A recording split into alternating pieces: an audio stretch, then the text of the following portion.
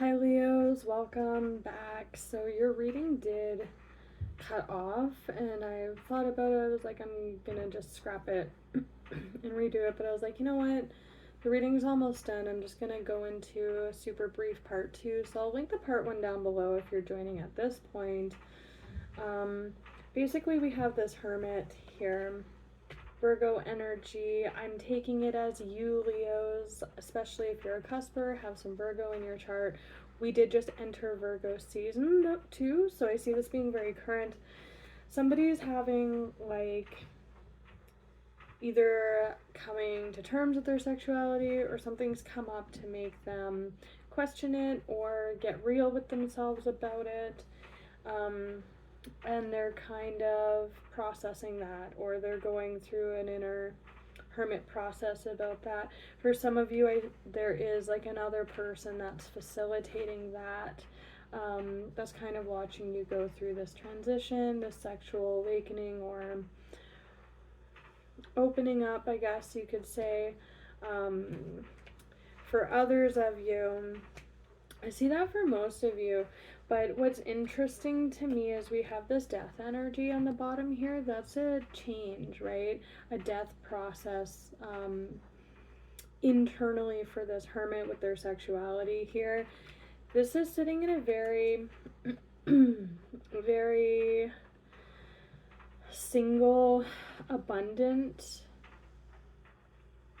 place, but this is worry and burden, and it feels to me like maybe this person's been single for a long time or independent for a long time because of their sexuality, and there's a burden associated with that, but it's like changing for this person. This hermit emperor energy. So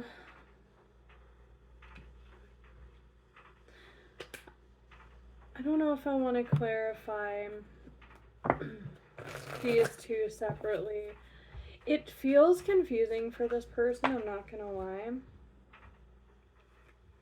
The Nine of Wands.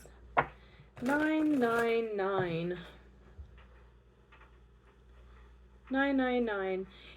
I am feeling kind of like a sense of accomplishment with this person. Like maybe they're older, they've built their life up around their identity, and they're sitting in nines. Whereas that opening up or owning of their sexuality will bring them to 10 cycles in their life with this like world that's endings, right? Will bring everything full circle for them, but they're just like on the precipice of that.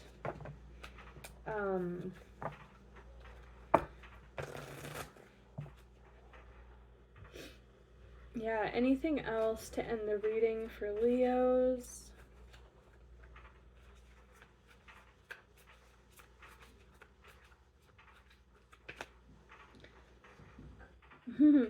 Yeah.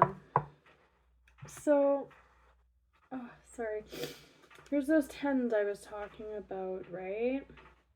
The 9 to the 10. Someone to share that with, particularly if this person has been ignoring or hiding their sexuality for a very long time. This is just to me screaming like being open about it, being able to explore that, potentially have a family dynamic or a shared home with their same-sex lover or same-gender lover. The moon, this to me is like a deep desire to move towards that.